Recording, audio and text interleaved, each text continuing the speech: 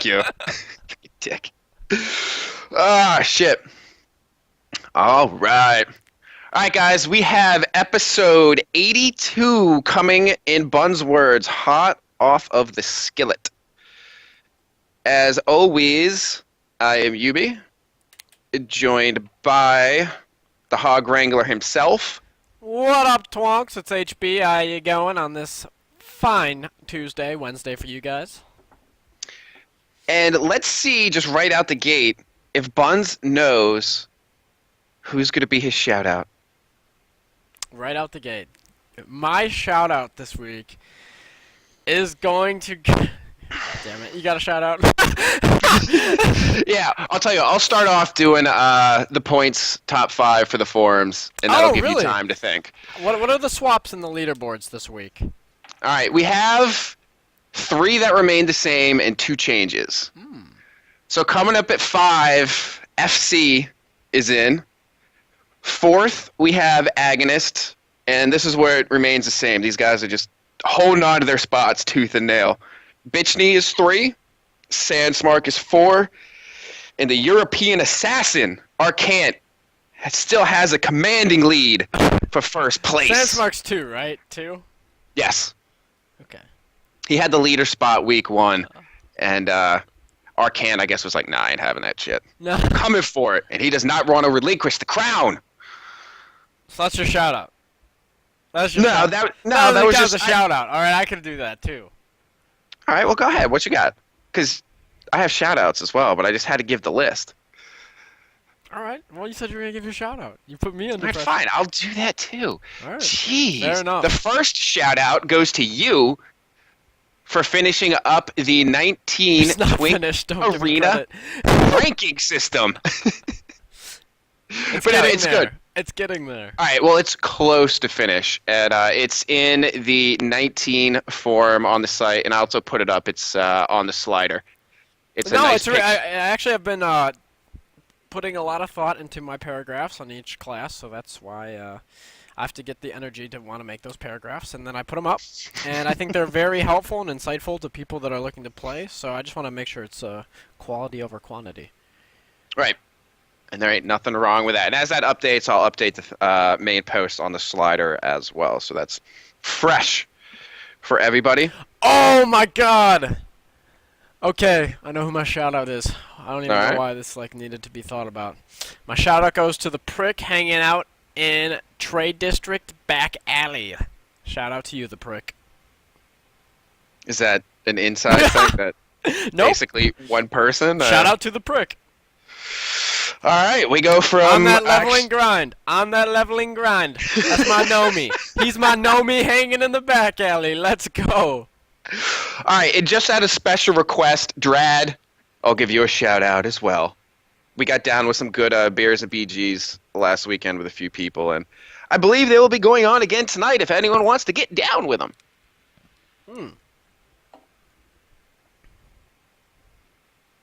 So does that cover the shout-outs and all that shite? Should we get into... What was that cumbersome, insanely long name you had? HB's Rip List. That's completely off the top of the dome, unscripted, not sure what we're going to talk about, but we're going to do it anyway in sort of list formation. 360 slam dunk PG3. Or PG-13. PG-21. Wait, what the fuck is Paul George's number? PG-24 or is it PG-21? Oh, man. Geez, it's over. I don't even know. I'm just drowned at this point. Just fucking throw me off the boat. There's no All right, hope. well, let's just throw in hashtag Twink Cup, because everyone that's... Oh, I wanted to do some anti-shout-outs, actually. I know normally I say we shouldn't do these, but this has actually it's really been annoying me. I know there's a lot of people that play XB off that have Twitter accounts, and there are ones that are made specifically for their XB off characters. It also does not take very much time to make a Twitter specifically for this game, because I know a lot of people don't want their, say, professional account. Be like, yo, hashtag Twink Cup, let's play some Warcraft, bro. Understandable. But there's been, I think, 4 people, maybe 5 to this point, that have actually embraced the use of the hashtag Twink Cup. You gotta. I think that I'm so happy you brought that up, Yubi. That's such a great point. And, anyone who's listened to the cast, knows how big of a stiffler I was trying to get on to get Oh God, you are Twitter so going. But like anti-Twitter for a honestly, long it time. is worth it. Like it is worth it. Some of the great results we've seen in the past 3 months from twinking have come directly from contacting Oh, people on Twitter. you just reminded me who my other shout outs were. I would like to give a shout out to Lore and Halinka, who directly acknowledged the Twink Cup's existence. Lore, That's true. who actually took the time to respond to a tweet I send out, and then Groshanks or Rusks or on Twitter, I believe he's Tanner _48, and said, "Yo, I missed it. I will go right over there and make a blue post to give you guys visibility." He did it. If you guys want to see exactly what it was, it's also up on BIS Nation, so you can check it out. He put it in there, said it was cool, said he'd try and watch it. And Halinka responded to, I believe Big Moran sent something out, and Halinka retweeted that, I believe. And also, same person, Tanner _48, asked him in a Skype chat, or not a Skype chat, I'm sorry, a Twitch stream. And he said, yeah, if I can, I'll check it out, which, could be like saying, dude, whatever, fine, it's there, I acknowledge it. But it's just the fact that they acknowledge it no matter how in passing it may be. Right, and like the cool thing is, congratulations to those people for really taking the first step, because I mean it's just like a big, it's a big community effort, and these are people taking the first leap. So not really congratulations, almost like thank you, for taking that first leap. It's a big deal, and it just shows, like I was saying originally, how big of an impact communicating via Twitter can have. Just even with these small numbers, we really need to get a lot more people on board. It's really easy. Just make an account under what people call you by, and wow, like I'm at Fear the Buns or HB or whatever.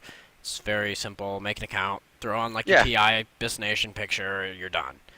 And you can find me / the site at BIS Nation. And I have another anti-shout-out / shout-out I want to give to before we get into your rip list. And that is the donations for the Twink Cup. In one way, I'm super excited to see that some people have donated, but I'm kind of disheartened that for how much everyone talks about how great this is, how appreciative they are for Merm doing this, there are 6 people that have contributed to this point. And for how many people are going to be participating, how many people are going to be watching, how many people are going to be enjoying, benefiting, and just how awesome and unique this event is, it really depresses me to see that only 6 people have decided to donate anything. Whether it's $1, 100 people put in $1, that's $100 dollars. $1's not that much money. You get more than that in allowance with your 12. I don't get it. Tough allowance, Yubi. I got paid to breathe. No, but it is the truth. Show your gratitude.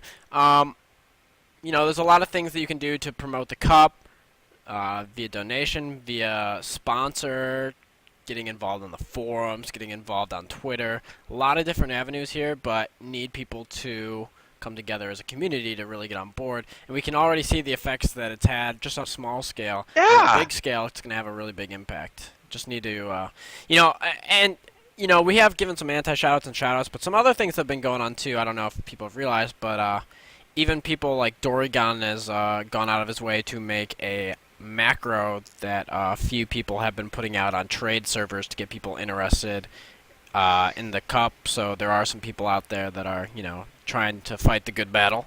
So yeah, there's a place for everyone to help out, whether it's donate $1, whether it's just use the hashtag Twink Cup, whether it's making a macro in game, and don't get obscene with it because that's just annoying. But every now and then, if you're at a BG, if you're in especially 20 to 29, when you have so many people that don't even know what the hell is going on with, like legit trials and such, it's a great place to go promote it, get some exposure. Or if you played RBGs, whatever, just do what you can. But I think we've harped on that enough, Bonds. Okay, so first thing on the rip list was actually just straight shoutouts for 10 minutes. So now that we're through that. But going off of that, actually one of the things I did want to talk about was the Twink Cup. So why don't we start there? I mean, it's just what we've kind of been centered on anyways. So someone brought a really interesting idea up to me the other day. and I'm going to give him credit too. And I think that this would be an interesting place to discuss this. And at first, I heard him out, and I gave him a really shitty answer. I was like, dude, that sounds awful. But he Okay. went into a little more detail. Okay, so with the Twin Cup, this is someone that I don't think was around last year for the Twin Cup, but it's someone that's Mhm. very much looking forward to it. It's Feral Lord. Axie is a Feral that's been playing 19s the past few months, and someone that I was talking to the other day who Mhm. approached me with an idea uh, about something to possibly do for this year's Twin Cup. Okay. He was What is that? talking about having an all-star game for the Twin Cup. Oh. And immediately, my immediate thought was like, no, that sounds fucking stupid. Like, My immediate thought is completely opposite of that. no, because time out. You have to understand. Here's why I thought it was really dumb. First off, in any like competitive sport, besides the fact of being like, oh, hey, they're an all-star. Oh, hey, they've been to the Pro Bowl this many times. Like, it Mhm. fucking sucks to actually like participate in one of those. Like, people, Yeah, it see- doesn't seem like people enjoy it. Like, it just seems like no one actually really goes to the game. Like, you know what I mean? Like, But see, you're looking at it from a participant's point of view immediately. I'm not going to be participating, so I'm looking at it as a spectator's point of view, and I'm just yeah, like, but I'm even saying as a oh. spectator's point of view, it's like how many people actually watch the fucking NBA All-Star games? And I They think don't that, watch the game. They watch the dunk contest. Yeah, They watch well, a that's- 3-point, and I'm trying to think of like what sort of the skills you know, challenge. Yes, like you put in a jump competition. Like let's see Oh who can my do the God. jumps the fastest, most precisely, or who's got the fastest scroll clicks. Like think of different events you could have for people. Who's got the best fake cast game? Who's got the best interrupt game? Gotta get creative, Buns. Think outside the bun. Okay, I was not getting that far. But anyways, so I guess the idea was after here's was the original idea, and this Mhm. is all Feral Lord. So I don't want to take his credit. This is what we were talking about, and he was just Yeah. bouncing it off me. Mhm. And what I first told him, I'm like, this is I think you went to a right person to talk to in regards of theory crafting and maybe getting it out there to the right people, but. Something that I want to bring up right away before we even go into this, if you guys really have something that you want to implement for the tournament, or feel like you have a way to help, or something unique to offer, a prize, donation, stuff like that, TCG loot, just any way you want to contribute or add on to the Twin Cup, contact Merm. That's your man. Like, he's got an account on BisNation. You can private message him. He's got an account on TI. You can private message him. And I'm sure I talked to him a few weeks ago. I sent him a message. The next day, he got back to me, and he was more than happy to talk. So this guy's responding. He'll get back to people. So I just want to put that out there first. He's a really like level-headed guy. So if you have something you want to say to or get involved with, go contact Merm. He's a really cool guy. So Dude, and I like that you brought up it doesn't have, like, if you want to throw in something else like TCG loot, because, like, addition to the money that BIS Nation is putting in, I'm giving a T-shirt to each person that wins the arena tournament. Oh! You know? Yeah. And So it's like, I just thought maybe- of something I have to tell you off stream.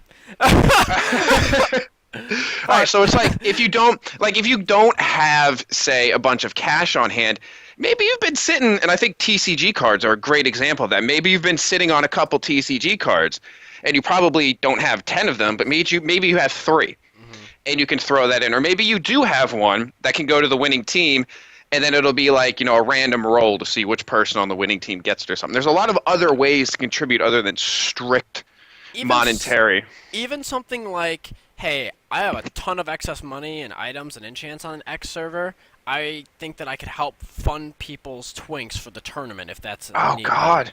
Like, Yeah, even for some something reason like I didn't that. even think of that. That's genius. Yes. Yeah, just like people that are willing to sponsor, and also like Yeah. there's obviously companies out there that might want to get involved and such too. Merm's seriously looking into that. So if you have an avenue that you think that can be added to the tournament and looked at, seriously contact Merm.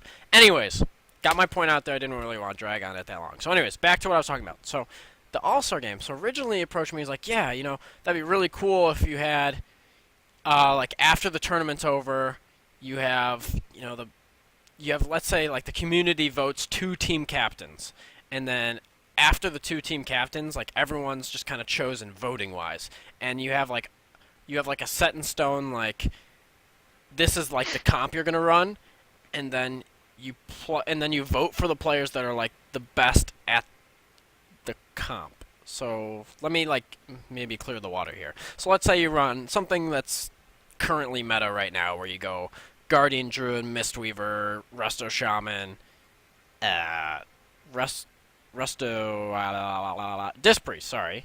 And then you go like Warrior, BM, Hunter, Warlock, Rogue. Can't think of another class. We'll just Mage. leave it there. You don't have to put the whole 10 in, but And the you idea have is... those and you have those mirrors, right? You have those Mhm. you have those mirrors, and then you vote people in on like who's the best. Kind of like where you're like, hey, you're voting in your center, or hey, you're voting in your Yeah. cornerback, and et cetera, et cetera.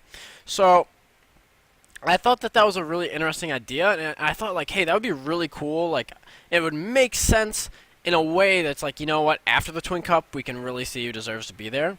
hmm But then I was like, no, time out. That's why initially I was like, no, no, no, no, fuck no. I would not. There's no part of me as a player, no part of me that I would want to do the All-Star game after the Twin Cup. Zero part of me. Well, Absolutely none. what about if it's not even a game played? It's just, that figurative recognition of people deserving a certain accolade. So No, it's but I like, think that I understand what you're saying, but I think that that's the step he wanted to take, is actually have it be a physical game. Like, be a physical game and be part of like a Pro Bowl, like a yeah. No, I mean, I All-Star. get that, but if like what you're saying, and it's what you're saying makes a lot of sense. Like I said before, I'm just looking at it from, oh, that'd be a fucking really Oh, fun thing to watch. But even if you don't play it, it would be a fun, interactive way, even though I despise the interactive nature of the NBA All-Star game and that voting system, oh yeah. for, the community to put some insight in. And it wouldn't just be one of those, what's the phrase? The click lists of who's the best. It would be the community voting. These are the best people for each faction to fill in these spots on this hypothetical roster. Yeah. I thought like the way he thought it out, I thought it was a really cool idea. I think what should happen though is usually what happens, just from a player perspective, that's something I would want to do before the tournament for a lot of reasons. It'd be a good Um, way to build up some hype too and get you guys in the it would mood be and kind of like a ready. fun way, like I think, to maybe start the tournament and like just have some Fun. lighthearted like game like before the tournament that's Yeah. not super serious, where like people go in and they're on the All-Star team and people can watch and whatnot. But Yeah. at the same time, with that being said, it also may be a little more difficult to determine, which players are actually All-Stars before the tournament. That might have to be decided within like pugs prior to the tournament and stuff hmm like that. Not saying it's undoable, because it's definitely doable. You kind of had a picture going into the tournament who are the best players before it started last year. So an idea that I think that should be considered. I would personally do it before the tournament started, because I think afterwards, how many games you play in the weekend, man, it is just wears people out. Like, I think at bare minimum you're playing 4 games. At bare minimum, and that's just saying your team loses twice in a row, 2 times, like double elimination. If it is how Yeah. it was last year. hmm So at bare minimum, you're spending an hour and 20 minutes physically or I guess an hour at this point, an hour in the Gulch. And then, then there's all the other processes that go with that, setting the games up, et cetera, et cetera. So, and then you have the teams that advance, and, teams that get into the finals, how, I just think that it's not the correct way to do it. Because who wants to play, like, the team that loses in the finals, or the team that wins in the finals, hmm or teams that are just not interested in playing anymore because they've already been eliminated. There's not going to be as much hype to be in that All-Star game after the fact. Like, everyone's going to be like, oh my god, can we just get this over with? This Yeah, it's like, do you sucks." really think Russell Wilson's going to want to go play another game Yeah, after right. Sunday? Probably not. Yeah. So that's kind of where I feel there. I think it actually is a interesting idea. So something I wanted to bring up, and something that I think Merm should consider. Hell That being yeah. said, direct it to Merm. I'll do my part. We kind of discussed it here. But send your inquiries to Merm. He is the man. All right. What's next on the list? So the next thing on the list is also having to do with the tournament in a round circle way. This last weekend we were. Oh, hey, Kitty. This last Yeah, weekend. Kitty feels the need to make her presence known in this cast. She just tried to nuzzle up to the mic.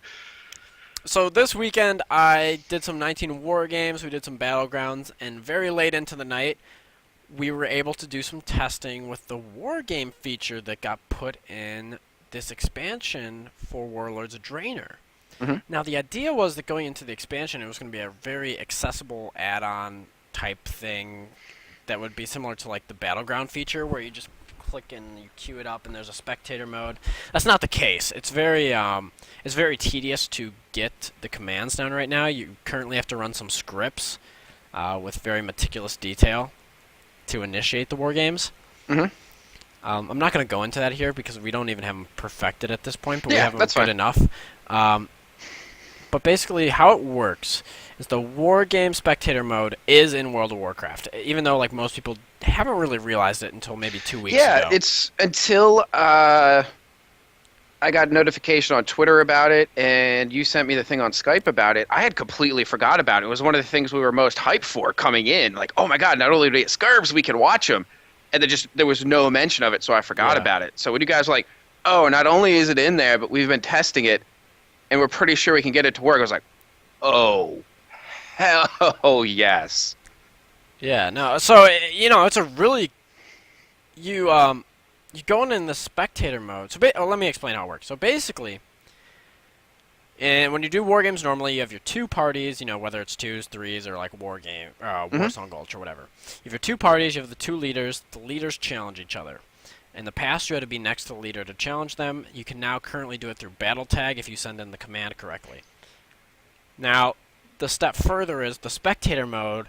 Basically, there's a third group. And the third group is going to be the spectator mode. And there's an add-on that goes along with it called Arena Live. And it basically makes a BlizzCon-esque setup for when you get in there to spectate. So for someone who's streaming, you can now stream with this really cool setup from like a different point of view setup. So you can hop from person to person by the click of a button. You don't have to do any camera angle stuff. And you can also, even though only one person can have it, that one person could be the person streaming. Yeah. And then you can also have people that join along that come in as kind of like invisible ghosts, and they don't have the same UI setup because they can't Got a use bunch the of add-on. Caspas running around. Yeah. Oh man, come on now. You can't. Did I just Pete Carroll that? You Pete Carroll then. But it's just very cool because it brings something into the game that hasn't been there before, and it allows for like easier access to streaming quality and tournament-esque type things. And this is something that I think really needs to get worked out before the tournament, because I know that there's going to be a Twin Cup channel specifically, and I think whoever's managing and running that channel should really look into figuring out the details on how the Arena spectator mode works and how Arena Live works, and work out the kinks beforehand, because it's a very interesting system, and to get it down before the tournament starts to make it look as professional as possible would be awesome. I don't think there's another word for that. It just is such a cool feature. I've gotten to see it, but like I said, there's a lot of meticulous detail right now that we're working through with script commands. Like, we could only get 2s and 5s to work. We didn't try 3s. We just physically didn't do it. And we tried to do War Song, and there were some details with the command we were getting wrong. But Rusk's, we're going to try it again at some point, because Rusk's actually talked to the guy who made the add-on. So I think Rusk's is doing a lot of stuff to help promote. Yeah, he Hardcore is. shout out to him for what he's doing there. He's really stepping up, kind of like a behind-the-scenes guy, doing a lot of little things that could quite possibly make a huge difference. No, yeah, definitely. Yeah, shout out, definitely. I guess going into the tournament, what I'm really excited for is, with all these features coming around, I think the possibility of having like a game show-esque channel is like pretty realistic. And I know that Murm was looking into commentators and stuff like that, so that would be really cool if we had like a full setup like that. where you could So, just go on. is that kind of a way of you asking, like, for anyone interested to almost, I don't want to say submit an application, but just let Merm know of their interest, or do you guys kind of have people in mind for that you want to tap? Once again, like, it's Merm's thing. But Okay. um, I think that there are people interested out there in commentating on the tournament. Hmm. And at this point, I don't really know who's going to run the Twin Cup channel. But at the same time, there's going to be the Twin Cup channel and everything like that. Hmm. But at the same time, there's also going to be like POV streams where you could just watch certain teams, etc., etc. But everything's going to be a little different. It's going to be really cool from a battleground perspective. I think more so than an arena perspective to be watching from point of view perspectives where you're just hopping around people across Oh, the it's gonna field. be I so think that'll cool be because a epic. lot of times people are like, when they stream the pre-man, it's like, oh well, is someone going to be streaming? I guess it's not so much the case now, but back in the day when offense defense was the meta, it's like, all right, well, you have your person leading the offense streaming, that's cool, but can we have someone streaming the defense because we kind of want to see what's going on both ends of the field. But now, like, say you Yeah. can switch from the FC to your target caller to a healer and go back and forth and such and just give that perspective that otherwise would not be possible unless you have 8 Twitch tabs open bouncing around Right. on both teams. It, and I just, yeah, like you said, it's just gonna make this whole process basically has been recognized by Blizzard and greatly improved and implemented. Basically implemented. I mean, it didn't really exist before unless you queued like No. 3v3 and you had someone die at the beginning, or you worked at BlizzCon like at that point. But Yeah. like other than that, this kind of thing didn't really exist. So it's really cool. There's some things we got to work out kink wise, but I think it's going to be a nice feature to have for the tournament for Well, sure. unfortunately, you guys have 6 months to work out those kinks or however long it is. I mean, there'll be ample time to get this up, running, organized, and situated in a way that just a year ago wasn't even thought possible. I mean, it just shows the growth that's possible. And as more people get involved and interested, what this tournament has the potential to become. The last thing that I want to say on the Twin Cup is I really want to encourage people, whether you play 19s, whether you listen to this podcast and you don't necessarily play Twinks, whether you play in another bracket, whether you do arenas at endgame, whether you do RPGs at endgame, whether you're hitting dragons at endgame, I don't even care. I want people to give this tournament a chance, and I want people to really feel like there's a community here that's competitive, that's fun, and this is going to be a huge event. And it's honestly, you are going to be missing out on something if you don't try to get involved. Whether it's getting involved just watching the streams, whether it's making a team, whether it's looking to get into a team, whether it's looking to help contribute to the event, donations, TCG wise, giving your time to Merm to help organize things. There's a lot of ways that people can get involved in this event. Hopefully, I think at this point, loosely, I think at this point, and I know we're like 6 months away, I think Hmm. there is. I would say that there's probably 4 teams confirmed to play. And that's 6 months out. That number's Yeah. only going to grow. Um, there is a lot. There's like 3 or 4 teams that are kind of edging right now. But here's one thing I want to say. If you're someone that is competitive and is looking to prove something in a 10v10 standpoint in twinking brackets, or at any bracket really for that matter, that's how Hmm. competitive this is, here's your opportunity. The Twink Cup is some of the most competitive battlegrounds in all World of Warcraft.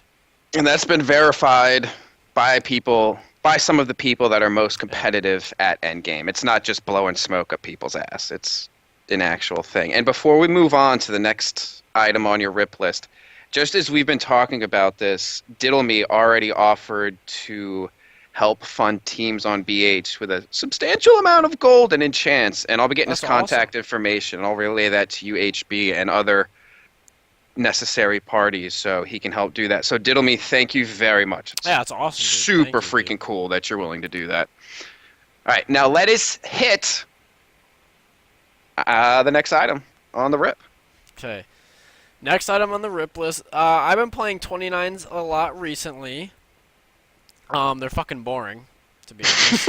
I But wonder why you find them so boring, Buns. there's reasons that I enjoy playing that are beyond the game of World of Warcraft. But anyways, one part that's been a little more fun for me recently has been the fact that Gilneas has been popping. And originally I was really excited about it. I was like, oh man, look, we're going to get Gilneas. It's 25 and above. That means it's only pay-to-plays, you know. We're going against people, theoretically, that have like similar gear, caliber-wise. So I was pretty excited to get in. In actuality, I fucking hate Gilneas now. I actually strongly dislike Gilneas from a Twink perspective, which is kind of weird because I'm sure it has nothing to do with Brewmasters and just, I guess, the overall layout and the functionality of the battleground. Well, here's the thing. Here's the thing with Gilneas. There's two things. There's two really big issues. Not really issues. The two ways that are most impacting on how your team wins Gilneas are these two. One is what your team does in the first minute of the game. Two, does your team comp out-comp the other team? Those are the two biggest factors. If you fall down and you don't get two bases at the beginning of the game, like, it is so hard to come back and win at this level unless you out-team comp the other team. So how would the team out-team comp the other team since we're using 4 BM monks. teams? Great example. And that's one of the things. I just feel like where team comp trumps skill, perhaps in that battleground might be more evident than any other just because you have the three. And like you said, getting initial control of two nodes. And if you have that team comp and you have multiple BMs just spamming kegs, that's got to be a bitch. Yeah, it's honestly a shit fest, to be honest with you. Like, it's actually, I really liked it at first, and then, like, the more I've been playing it, the more, like, I just, like, don't want to queue up. It's not fun. There's not enough CC at this level to, like, CC. You either have a team that can blow up the healers, or you don't. It's like whatever team's healers die at a base first lose the base. And then the other thing is, too, it's like, if you have a good start, and, like, you have someone that can get to a flag really fast, or you take the other team's, like, main base, like, you take mines, you take lighthouse, and you take it from them, it's, like, over.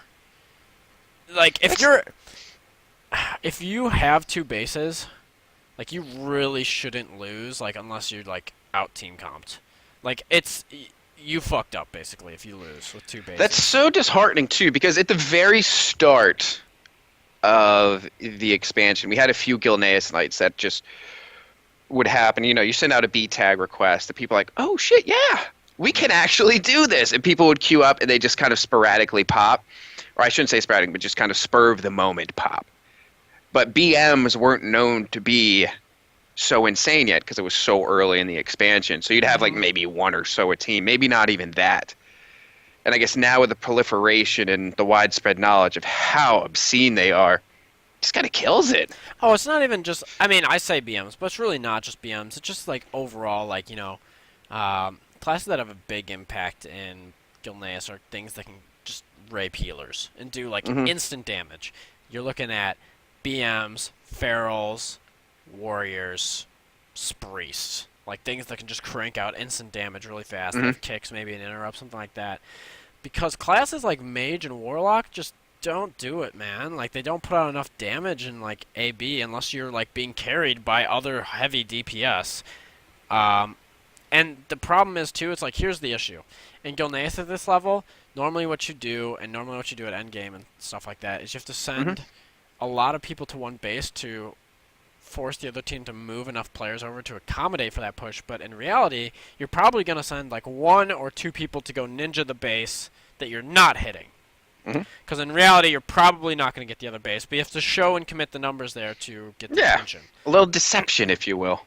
So the issue is there's not enough CC to ninja bases. And the classes that are going to be ninjing bases, a lot of them don't do enough damage to kill the things that sit at the bases, like BMs.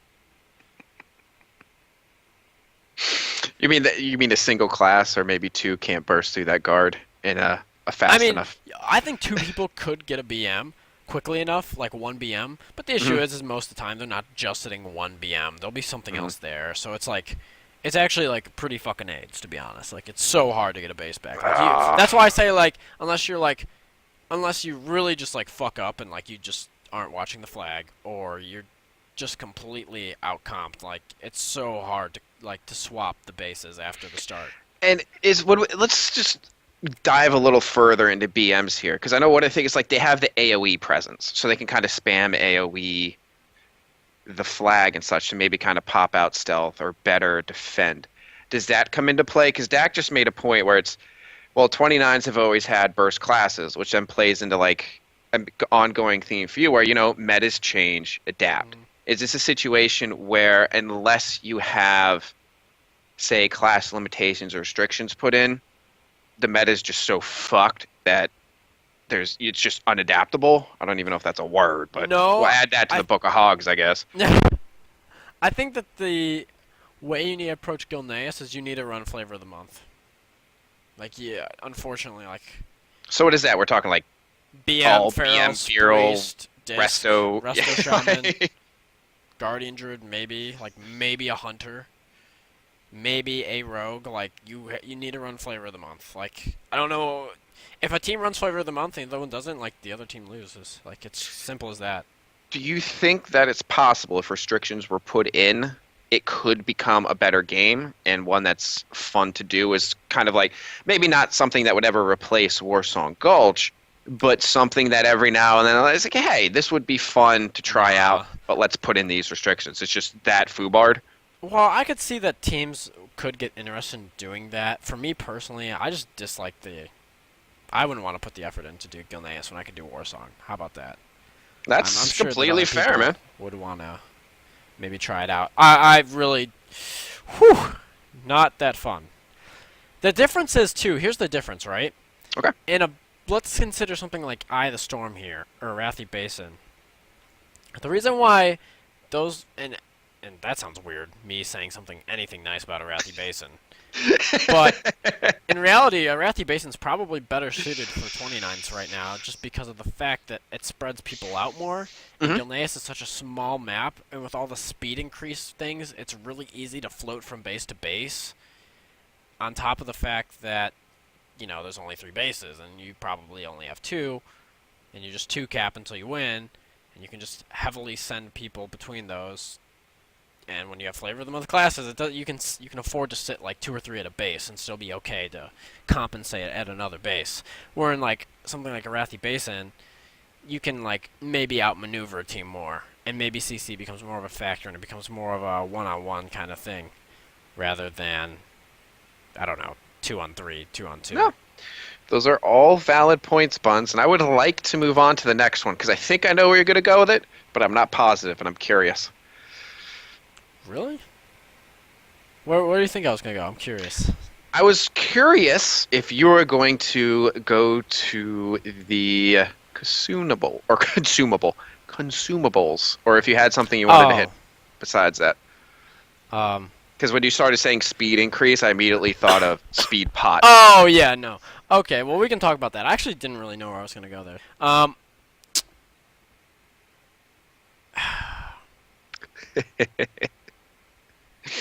gonna start here. Okay. Consumables do not raise the skill cap. Now, is that a broad statement, or are there certain that do? Nope, they don't. They do not raise the skill cap. All right, I have one. I understand the argument for Goblin Mortar. Well, actually, I wasn't even going to use Garble and Mortar. The one I was going to say, I mean, it's useless now with the fact that by the time you cast it, the person can be the other side of the map. But I was always fond of iron grenades and the fact of, and I guess you could say like, oh yeah, it's just a consumable, it's a crutch, whatever. But that is one of the few where I actually do feel there's a little bit of skill involved in use and kind of predicting where the person's going to be moving. Because most of the time, you're not going to have someone that's stationary, especially if you're launching it from a distance. And why don't we start there? Honestly, like I can see like why there's an argument for maybe a few items like Goblin Mortar or like Iron Grenade. I can see why there's an argument for a few. Hmm. At the same time, it's like if it's not allowed in war games, like to me, like it's frowned upon in Gulch. That's just how. That's kind of how I looked at it. That's kind of the mentality and background I come from for 19s, where it's like, it was really frowned upon to like use any sort of consumable at 19. Like the only time like I would ever find myself using a consumable up until now is like if someone else uses it, I'll use it. It's like, all right, you're gonna be a dick. I'll be a dick right back. And honestly, like the fact of the matter is, like popping drums, popping speed pots, popping free action potions, popping invisibility potions, like none of this raises the skill cap. Like I understand that, like okay, yes, it gives you more tools to play with to manage how you want to play your gameplay, but at the same Hmm. time, yes, is it giving you an edge? Most definitely, it's definitely giving you an edge. Is it raising your skill cap? Absolutely not, because that's going to make you crutch on those things harder. And you could be like, oh, well, I'm a really good player and I've completely maxed out my capacity of skill level and I still use these things, so I'm the best and I now have advantages over others. But the reality is people that are using consumables on an active basis are usually using them for mistakes that they make on the field and are using them to compensate for what they could do if they had good awareness, positioning, and a better understanding of their Okay, class. I'm just gonna play a real light devil's advocate here. I want to make it clear that this is not necessarily my personal position. But what about the people that say, well, it's adding certain buttons, it's adding more things to do, knowing the right time to use a health pot, I think was one that was brought up on the BIS Nation forums, or maybe even making up for things, considering each class isn't fleshed out in necessarily the way it would be at endgame. It's making up for inherent disabilities that a certain class or spec has. You know what? And I think that's where I want to start. It's like, it's literally what they do. What consumables really do is they let classes that are weaker or classes that are already overpowered have more of an edge than other classes. And I think that's really where it starts. Well, do you think And it's necessarily a bad thing yeah, I do. for a weaker class to No. say, let's use Warlock since that seems to be the one we always like to go to. Okay. Let's say a Warlock has very limited mobility. It's super squishy. Yep. What if maybe their positioning is actually not terrible, but their support craps the bed and they get closed in on and they're like, oh shit, I better pop a speed pot. And that allows them to get away. That you see is still unacceptable, or do you see that as maybe there's a little bit of a gray No. area? Here's how I feel. If you can't use it in war games, like you shouldn't be able to, like it's past me already. Like bandages, I think is like maybe as far as I'll go. Well, Sen, what is your argument for allowing bandages but not a health pot? It can be used in war games. So nothing other than that. So, like, say a health pot, which I guess in a way you could say is pretty similar, except that maybe if a tick's going, you got to go between ticks or whatever. Like it's, I guess is there anything more than well, it can be used Well, in war? I understand where it's like, hey, I have all these things accessible to me, and if I use them correctly, yes, I'm staying alive longer, and it's increasing, like it's giving me more options. And Mm-hmm. I think that that's maybe a better way to look at it. It's like, yeah, it's giving you more options, but like, if you're playing against another class, same level, same situation in a 1v1, I mean, you're gonna have an advantage if you're playing and you pop drums of rage, or you pop a speed pot on them, or you pop a health pot, Mm-hmm. and that's an advantage that the other person may or may not have, and it's something that's added into your toolkit that's outside of the class's toolkit and class setup. So So then, to me, that seems like you're crutching or you're benefiting from things that are not part of your class's makeup, which I think that that's as far as it really needs to go. so is it Just almost crutch. like each class is given a certain toolkit? Oh, I'm sorry. I forgot to mention flash bombs too. Let's just break down flash bombs real quick. Okay. Flash bombs disorient. It's basically they fear you can use them on druids. You basically throw a flash bomb, it fears a druid, and it stuns them at the same time for 10 seconds, and someone can damage into you. Like Hodge style damage or Fear style damage? Hodge style damage, like it will not break, will not break for 10 seconds. That seems a little intense. Is it dispellable or non-dispellable? I don't have an answer to that. I don't play healer. Okay. I want to say no, actually. I can't remember, but it's something like, okay, it's like, really, that's what I have to trinket. Like I have to trinket that. Oh, and then off that. Oh, okay, now I get full sheeped. Okay. So at that point, it's like situations like that. It's like, wow, okay, well, geez. Like, So actually, that's something that's not from your personal class toolkit that's giving you significant advantage over others, which you could be using. You could be one of the best players in the bracket and using it. You could be one of the worst players in the bracket using it. At the end of the day, it's really still a clutch or a crutch. And some people look at it from that perspective where it's like, oh man, it's really clutch. You know what? That's what I was actually going to say next. It's like, oh man, it's really clutch. Like I can make some plays off of this. I can do things that my class couldn't do without it. And that's really what it is. so do you are see doing things that your consumables? class couldn't do without consumables. So are consumables the PEDs I don't know of what a twink PED brackets? is. Like steroids or human growth hormone? Hormone. I'm pulling a bunch of Book of Hogs things today. Or like the blood cycling thing. Like it's something that shouldn't be allowed per game's regulations since they're not allowed in, say, war games or rated. That's how I look at it, man. And you know what? You can see a really big difference in a lot of people's playstyles and how they perform in actual pre-mades and war games when you see someone that consistently uses consumables on an active basis in Warsong Gulch and other battlegrounds, and then those items are taken away from them because 100% they are not going to be at the same awareness, playstyle, and effectiveness as they were before. There's not even a question. Like it's actually out of the question. Like they just won't be used to playing their class without those added performances. It really what it comes down to. And I mean, you can make the argument to be playing the good guy. And I'm not trying to say like I don't want to make it seem like bad guy versus good guy here, but at the same time, Well, it's just like, two opposing you need points to of view. recognize that. Yeah, you need to recognize that. Oh, and then why don't we talk about that? And then there's the other perspective where it's like, anyone can go get these. It's a benefit to anyone. And sure, like, okay, that's fine.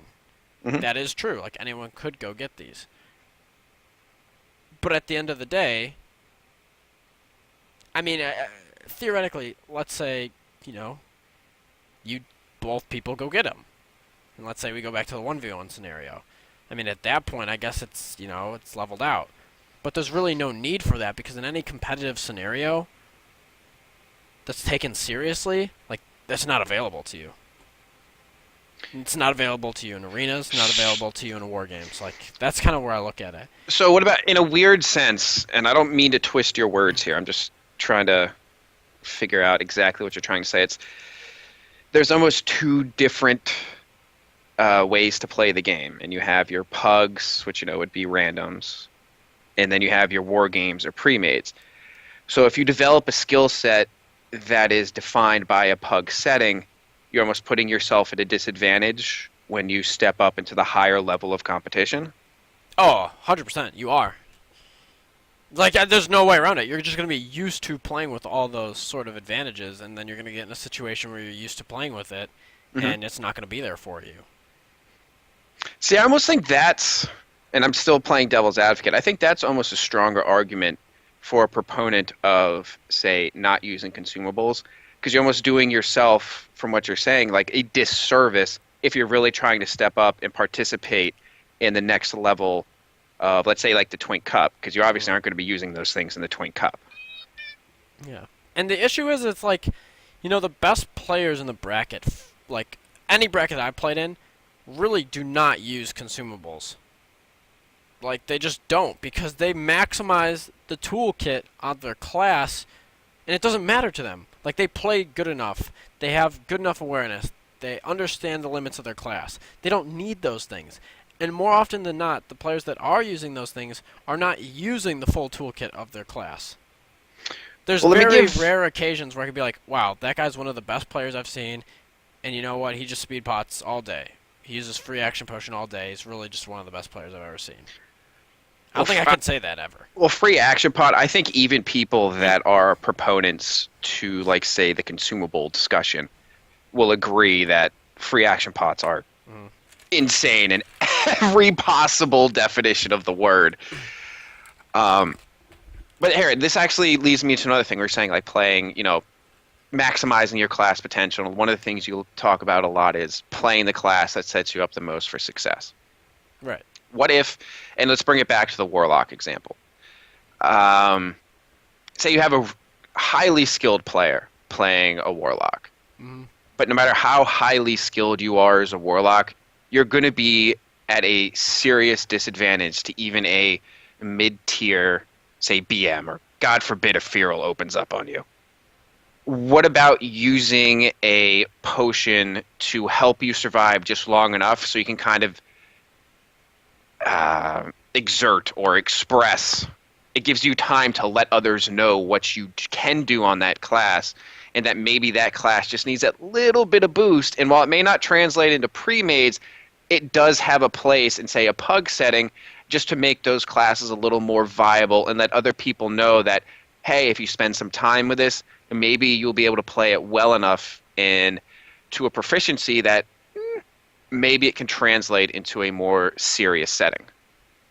I strongly believe that there are so many things that you can do to improve your physical gameplay and how you are maneuvering in PvP rather than using consumables. Hmm. Like, for instance, did you let the Feral re-stealth? Did you put a dot on him? Did you trinket when he immediately stunned you? Hmm. Did you fear him and then fear him again, expecting him to trinket? I think that there's a lot of other things that players don't do that they should be doing when instead they hit heal pot or So free action potion. perhaps maybe someone should kind of be a little bit more introspective and ask, why am I using these consumables? Why do I completely keep getting bent over, and see what I can do to improve the gameplay minus the consumables? Well, to be completely honest with you, Yubi, here's what's actually happened now in reality, right? Okay. So in reality of what's going on, um, you know, you have a lot of players that are using consumables, and from the looks of it, are going to continue using consumables. Hmm. Well, what's going to end up happening is, I think from a pug perspective, people are going to start across the board using consumables. That is almost as terrifying a concept to me as everyone deciding they should roll the flavor of the month It class. really is. It actually, I think it's worse than running flavor of the month. Like, it actually, like, some of the consumables are so game breaking that it's like, if you don't have them and someone else is using them, like, you're at a disadvantage, and it's Like like a the crutch.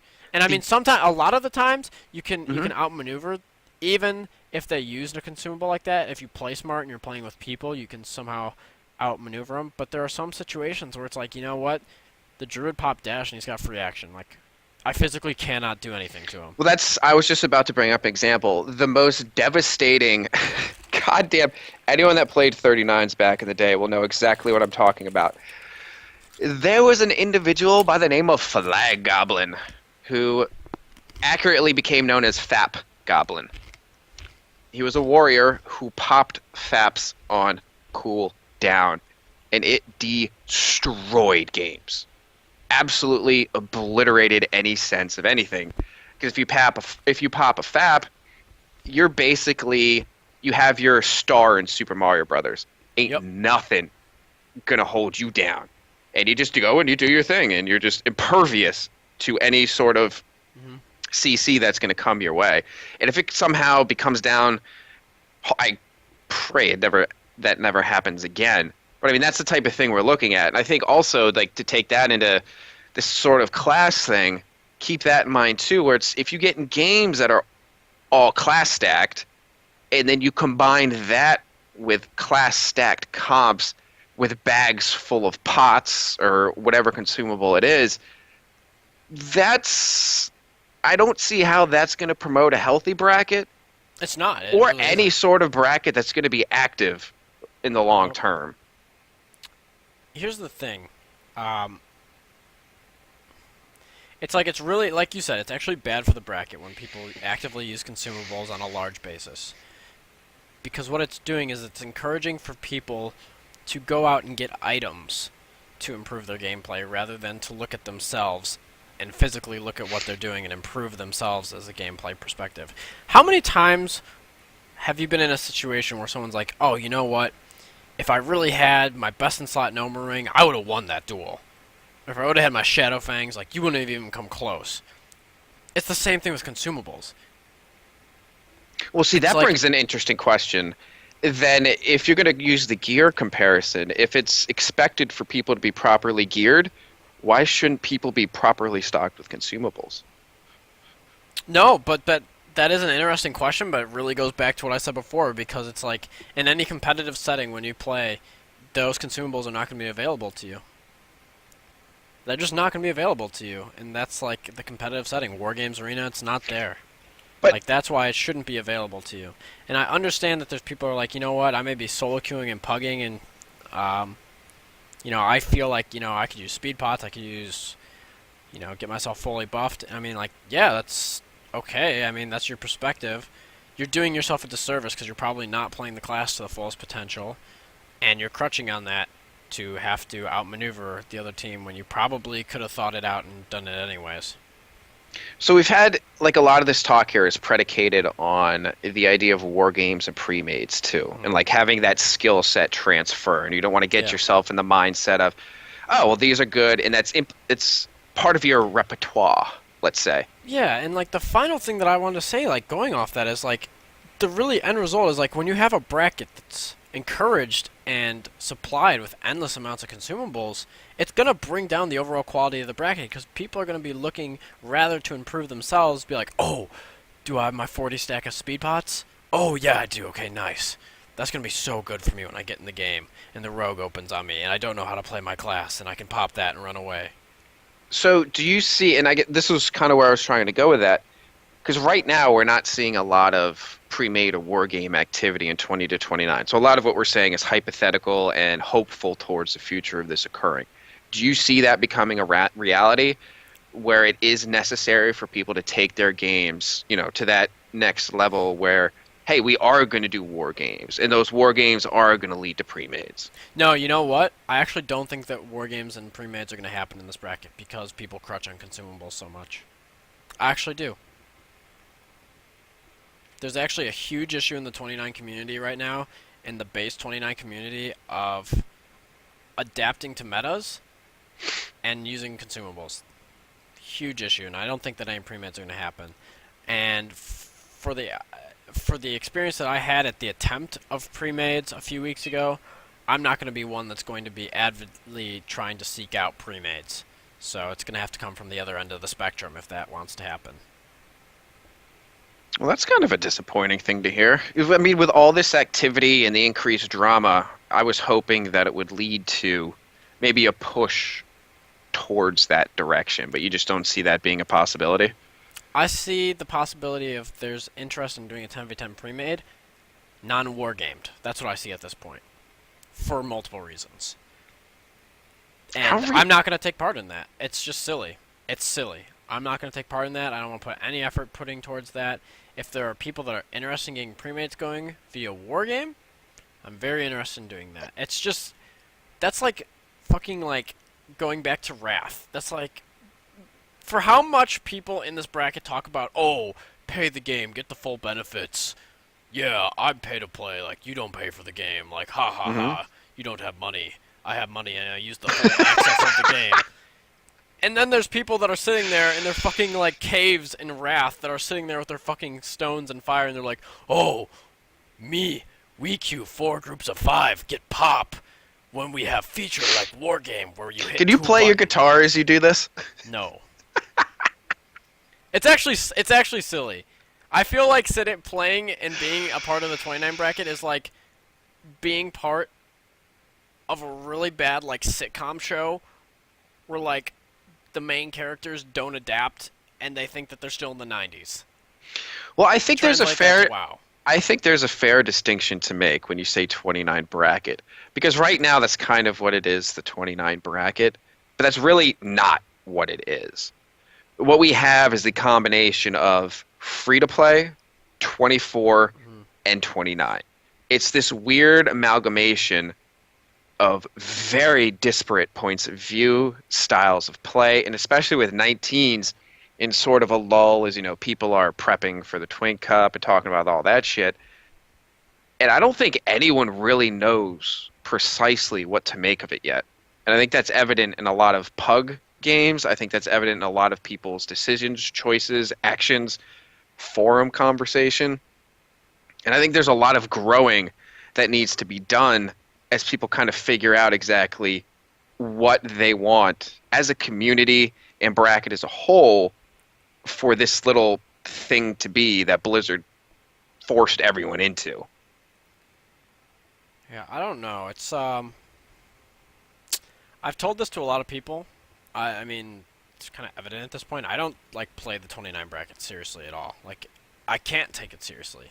I honestly cannot take it seriously by how the belonging home representative community members act and how they represent their bracket. Like, I cannot take it seriously for that reason.